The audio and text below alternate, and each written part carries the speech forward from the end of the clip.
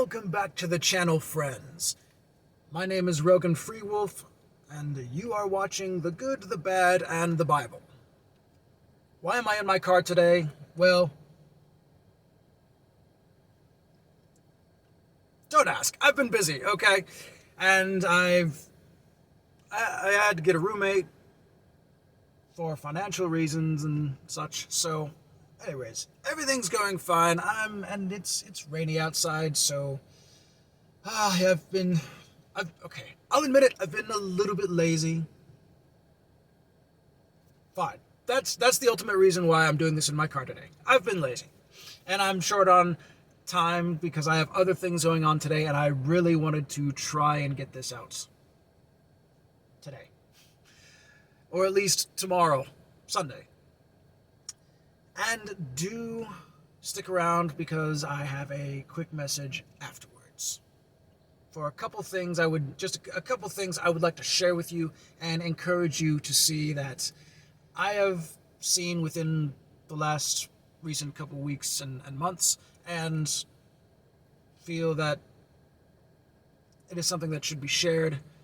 Well, both things that should be shared, and some of it is directly relating to my own past and history of what I have been through. So yes, you will find it quite interesting.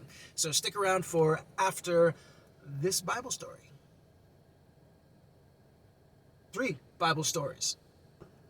As always, the popular story is sandwiched between the other stories that most people have never heard of. And the other stories are more action-packed, so we're actually going to put those together, and they're more related to each other. In fact, they're also related to a story that I shared last week that we talked about in the Bible. And so I'm going to save those for the end, and we're going to do the popular story that's sandwiched in the middle first. And that one is the story of the brass serpent. It takes place in Numbers chapter 21. And you remember that mountain we talked about? I just thought I'd mention it because it's fun. It's such a fun name. They just happen to be leaving it. Mount Hor. They were leaving Mount Hor. And as again, the people have started complaining. They're complaining about lack of water, strangely. And do you remember the story where they were getting manna from heaven? God was sending food down from heaven. Don't know how the heck Moses pulled that off, or where is there some sort of weather phenomenon that we don't know about that showers some sort of bread from the sky? I don't know how the heck they explained that, or if that was just straight up bullshit. Who knows? There's no reason why we shouldn't take it with a grain of salt. But apparently that was still going on, and they were tired of eating that stuff. And they were complaining about it. And so they were complaining, and of course God got tired of it again, and being his merciful, loving, forgiving self, he sent fiery serpents among the people, and they bit the people, and much people of Israel died. Verse 6.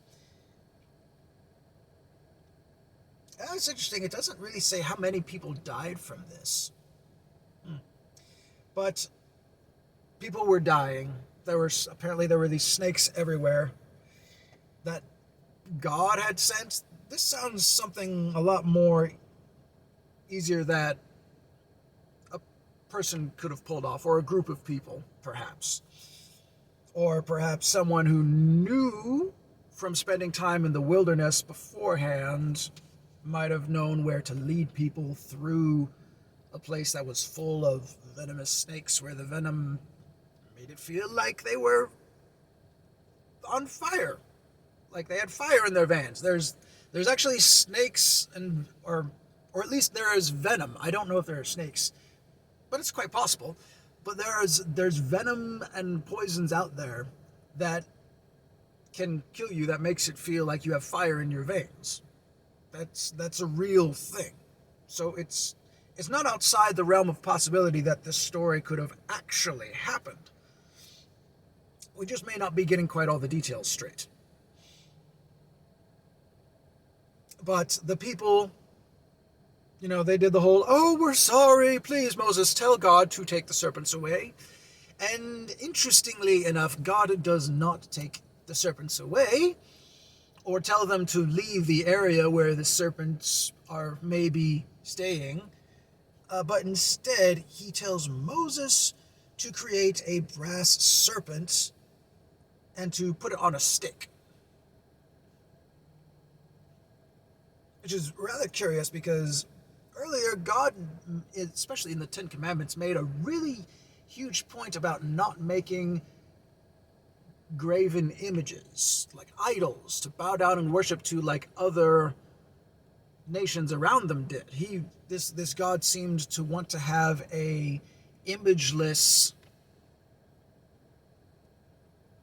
presence, if that makes any sense. But here in this case, God is saying, no, I want you to build a snake of brass, put it on a stick, and in verse 9, literally says, and Moses made a serpent of brass, put it on a pole, and it came to pass that if a serpent had bitten any man, when he looked at the serpent of brass, he lived. Some fucking magical shit. All that has to happen is for people to look at this thing and live.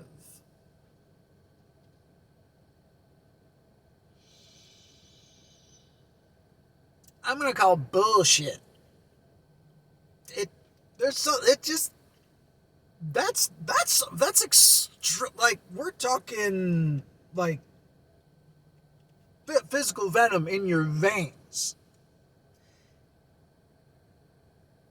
And all you got to do is look at something that, not even touch it. You just look at it and you'll be fine.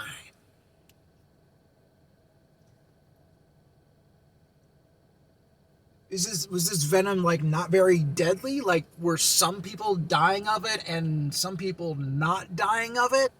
Like, was there some kind of, natural scientific placebo effect in there to where if, people just, concentrated on a substance that they thought would help them heal, or doing something they thought would help them heal, would that be enough to fight this venom off just enough for them to survive?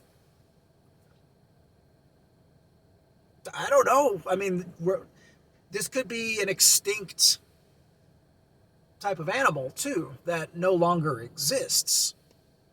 Animals have gone extinct before, during the existence of humanity. Mostly because we humans hunted them to extinction, unfortunately.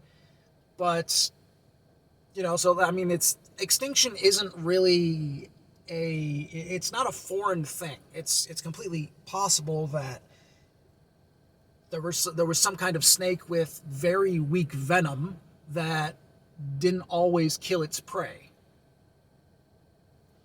Maybe. I'm just saying that's a possibility.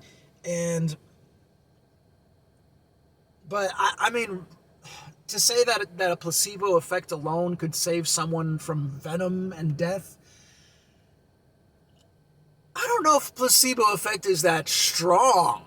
I mean, maybe people were different back then, but I just don't know about that, man. I just don't know. Like, that's the closest scientific explanation I could think of to saying that, or to explaining how someone could look at something and have their venom cured.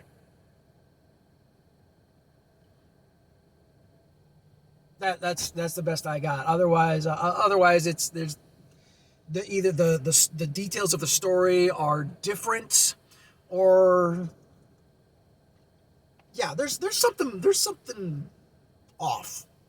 There's something that's not being explained. It's not just a snake on a stick and looking at it. There's more going on here that we're not being informed of, or it just didn't fucking happen at all.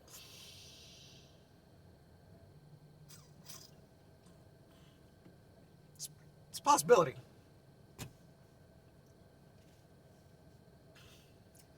In fact, I will put a video in the description below that I actually just watched recently talking about, actually it's two videos talking about 10 discrepancies, edits, both accidental and purposeful, throughout the Bible.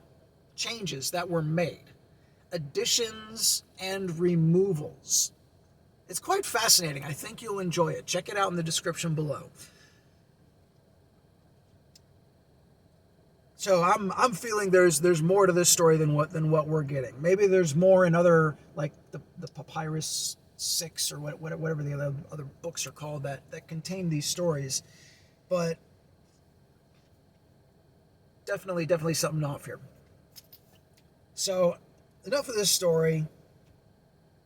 Yeah, that's the end of it. Whoop-de-doo. Moses makes a snake on a stick, and people look at it and are better somehow. Let's get on to the more action-packed, more God-involved, I guess you could say, stories. These were so fun for me to read. So let's get to them. Now the first story is awesome, only 3 verses long. So, and this happens before the brass serpent story. So, and this was right after Moses' brother Aaron dies. And they had recently, if you remember from the last video, they had also just got their asses kicked by Edom. They had asked to go through Edom. They said, we won't do anything. We won't take any of your water or your food. We're just going to pass on by. And Edom was like, no. And not only no, we're going to come out and kick your ass. And they did. And Israel kept on going. We have no idea why it happened. No mention of God is involved or anything. No mention of whether this was a punishment for them not relying on God. No them asking God for help. None of that. No mention of God whatsoever. It's just the story happens and they move on. So, after that, King Arad, the Canaanite, who lived in the south, heard tell Israel came by the way of the spies. Then he fought against Israel and took some of them prisoners.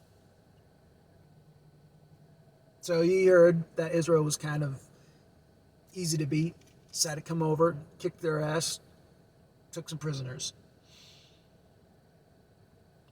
And I don't know what was different about this versus Edom, but Israel got real mad. And they made a vow unto the Lord and said, if thou wilt indeed deliver this people into my hand, then I will utterly destroy their cities. And the Lord heard their voice and delivered up the Canaanites, and they destroyed them and their cities. End of story.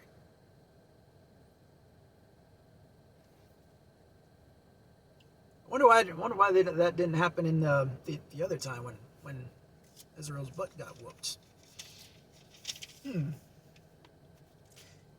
then we come to the other story. And tell me if this doesn't sound familiar. Israel's coming to this place called Sihon, and they send messengers to the king of the Amorites there, saying, let me pass through thy land. We will not turn into thy fields or into thy vineyards. We will not drink of the waters of thy well, but we will go along the king's highway until we be past thy borders.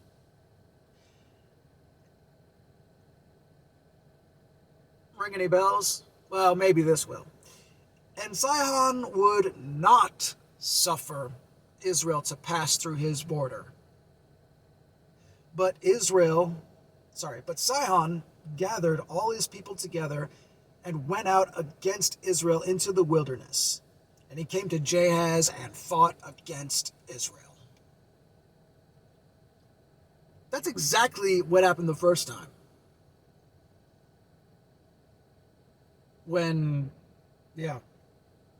You remember? They said the exact same thing to Edom. The king of Edom said the exact same thing. Exact same response. And what happens next?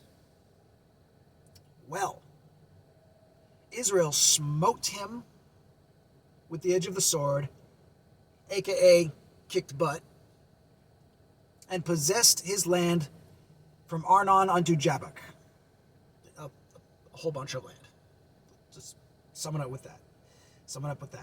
And Israel took all the cities and dwelt in all the cities of the Amorites. It's kind of interesting. The mission of Israel to pass by, defend themselves, and pass by and all that, just suddenly turned around into a whole conquering campaign. They took the cities, they took their villages,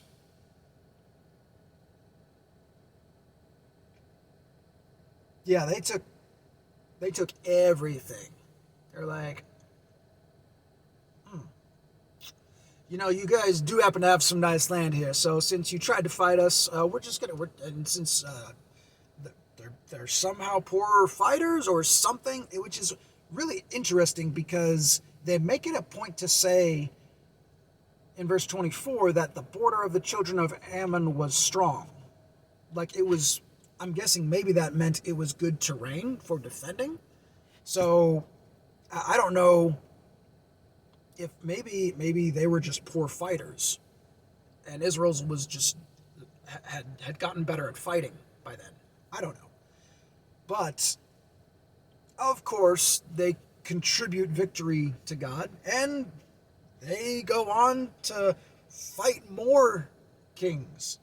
At the end, God says, "Yeah, go up, fight." Sorry, at the end of verse at the chapter, they're talking about going to fight off another king, Og, the king of Bashan, and the Lord tells Moses, "Fear him not, for I have delivered him unto thy hand, and all his people, and his land. And thou shalt do to him as thou didst unto Sihon, king of the Amorites."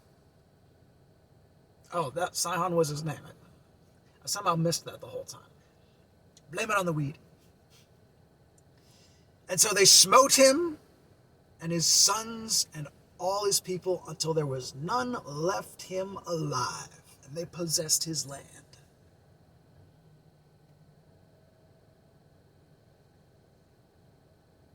So for some reason, God showed up for all these other events, but Edom was just too strong. There's future entanglements with Edom, and in fact, I'm pretty sure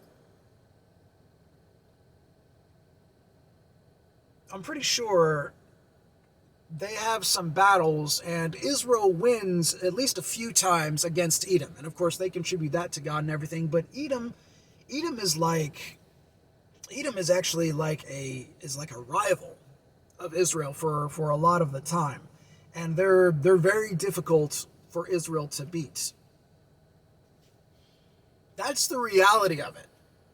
And of course, they don't want to be realistic about it here. They don't want to bring God into it and say, "Oh, God couldn't help us defeat Edom." We're just not even going to talk about that. Like, we're not even going to bother, like. And I've heard this sort of thing these passages preached before, talked about in family devotions and stuff. It's like, oh, if they had just asked God for help, God would have helped them kick Edom's ass. Would he? Would he? Oh no, of course if it wasn't in his will. But then why wouldn't God just have come down and told him in the first place to save those lives from the people that went out against Edom? It's like, oh well, that's what they get for not asking God for help. Where is God's love and proactivity? I mean, as childish as these people act, when you have a little kid that you're trying to raise and take care of, you have to be proactive when they're being stupid, when they're reaching for the hot stove. You got to be proactive. A good parent stops the child from touching the hot oven, if possible. A prick, an asshole of a parent will just stand back and let the child touch the hot oven and learn that way to not touch it. Like, what kind of a parent are you if you let your child learn the most absolute painful, difficult way, instead of being like, no, that's really gonna hurt. Just trust me, son. Trust me, girl. You do not want to touch that, okay? Just please don't.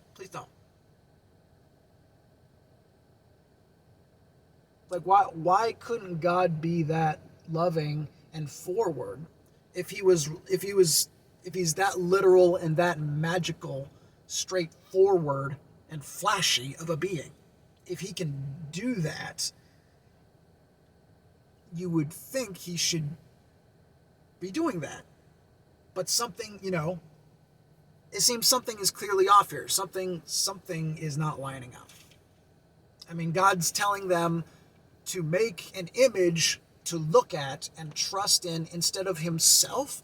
Why isn't God just saying, like, oh, Moses, go get out the 10 Commandments and tell the people to look at those?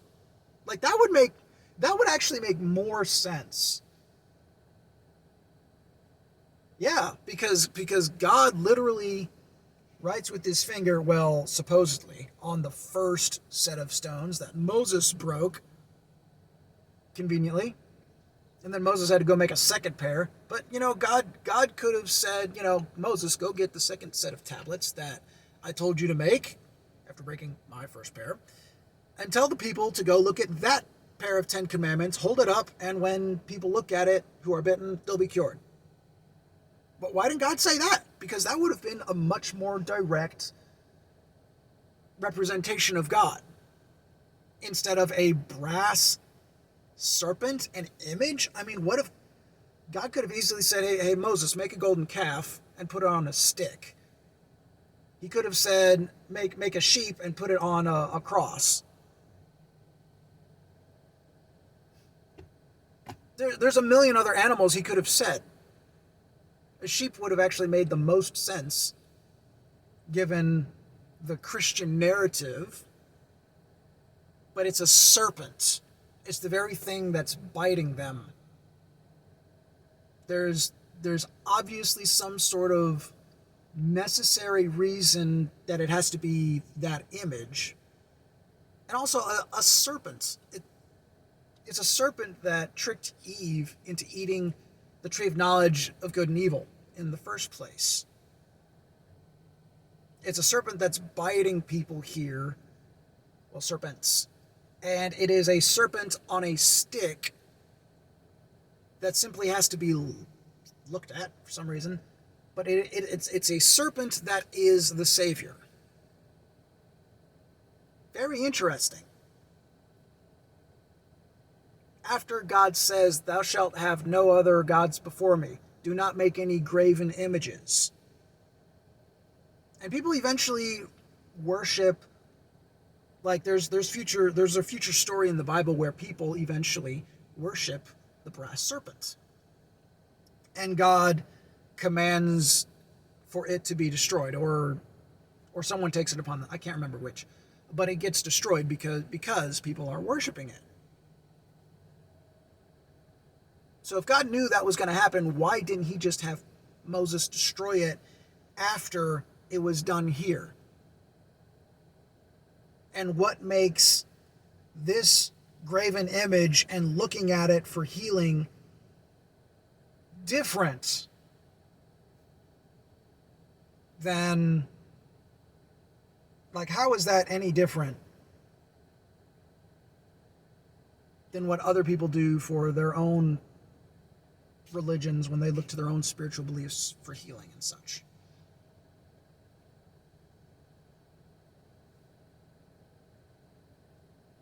There's just so much left out here that is not well put together. That really does not make sense when you really sit down and look at it. Like, God is sending different messages here.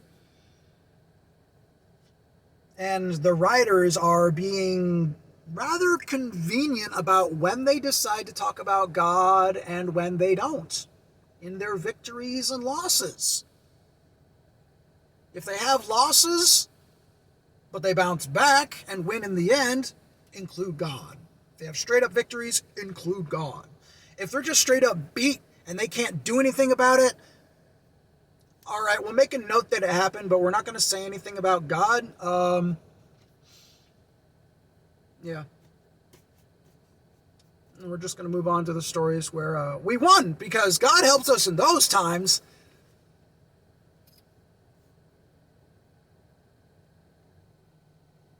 We're not going to talk about Bruno. Those times where we lost and had no explanation and no real reason. We didn't do anything wrong. We had no explanation. We didn't piss God off. He didn't help us.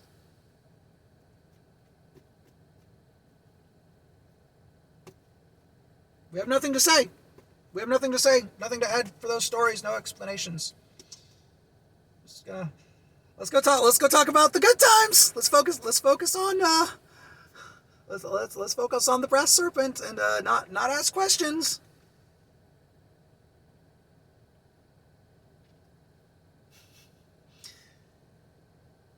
The Bible is not what it seems. It's not what it's taught to be. It's more. It's deeper. It's a little bit different than what we're taught it is. Cannot take it at face value. And now for a quick message. First and foremost, there is a new documentary that just came out called Shiny Happy People that is featured on Amazon Prime that I would very much like to encourage you to see. It is about a family, specifically the children of a family by the name of the Duggars. They're known for homeschooling, having 20 kids, only one that is adopted, and for other less pleasant things. But they were part of a cult, as it turns out, called Institute for Basic Life Principles. Institute of Basic Life Principles. And I did not realize this until I actually watched it myself, but as it turns out, I was raised under the same beliefs as those cult teachings. And so that is even though I was raised as a missionary, so unfortunately I was raised away from much of the influence that the Duggars kids had. I was fortunate enough to not have to go to, at least as a member, to or as a student, to any of the facilities, and I fortunately did not have to go to many of the religious get-togethers that they had specifically for the cult. I was mostly raised under the teachings, though, that my parents absorbed from it and attempted to pass on to um, my siblings and I. But so, if you would like to know, it's a very real dark side of things that are done to Christianity that, like, I do not consider it. I myself, even though they use aspects of Christianity that of course are true, they use the Bible. Obviously, they have a good talk, they have a good outward appearance that they attempt to hold to, but deep down there are things, there are problems that are not Christian, and ultimately the entire spaghetti monster that is Institute of Basic Life Principles is not founded in Christianity. Christianity is a mask that it uses, and I thought it was originally something that was Christian, but after seeing this documentary, I've realized that it was not. It was very much not, and this is something that people need to be aware of. That there are cults out there that use the name of Christianity. Christianity itself, at its core, is a good religion. I strongly believe this after doing my own research, taking the time to do it, and there are people out there that, as the Bible says, are wolves in sheep's clothing, even though real wolves don't actually do that. They have more honor and dignity than that.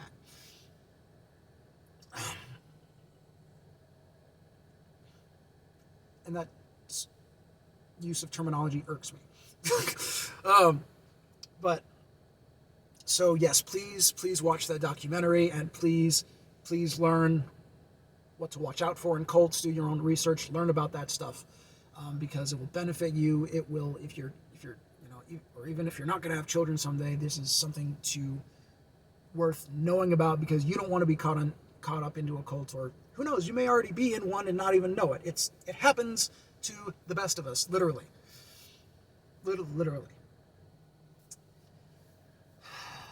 And speaking of children, that ties into the next thing I would like to share with you.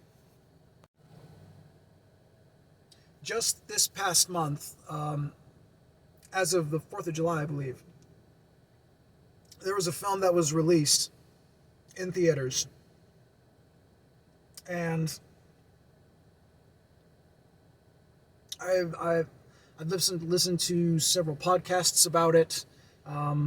There's been a lot of media attention about it. It's been doing quite well in the box office, and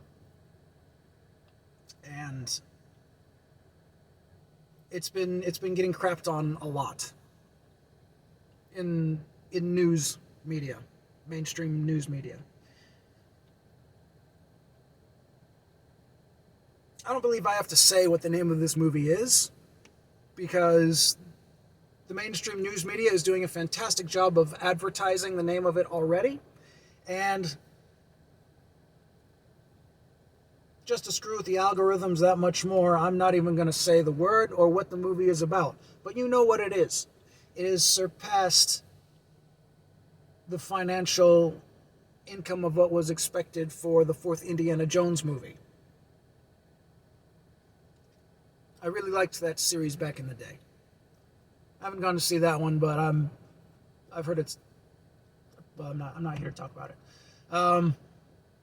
But that other movie that is being crapped on out there, it is an excellent movie.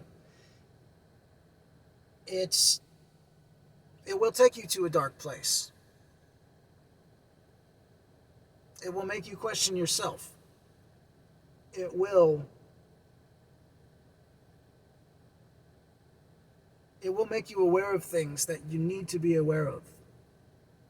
Regardless of whether the media says it's as big of a problem or not, it does not matter how big or small of a problem it is a problem that requires awareness in order to be stopped. And if we want this problem to be stopped, and I for one very much do, then we have to spread the awareness of it. Please go see this film.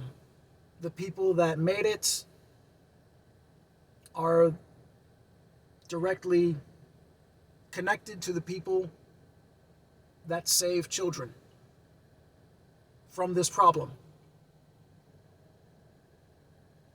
You are not funding conspiracy theorists. You are funding a very real group of people that care about children and that want to set them free. So please go see that movie. Please stay aware. I don't want to make things sad or bring your spirit down or anything, but we need to be real about things. We need to wake up to what is real, to what is actually happening, to the people that are coming after our children, that want to destroy them, that want to ruin them.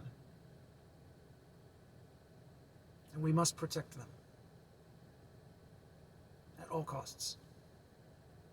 Not shelter them overly, like how I was, but to help them grow at a proper pace. Not too slowly, not too quickly, at their own proper healthy pace. Because children are the future. And if we want to stay alive, if we want to make the best of life, we need to remember what it was like to be children ourselves. We need to protect the child within ourselves. We need to heal that child. And we need to learn to protect other children. And to heal the child in others. Thank you for staying till the end of this. If you have, I hope you will go see this film. I believe you know which movie I'm talking about. Stay safe. If you have children, keep them safe. And until next time, my friends, farewell.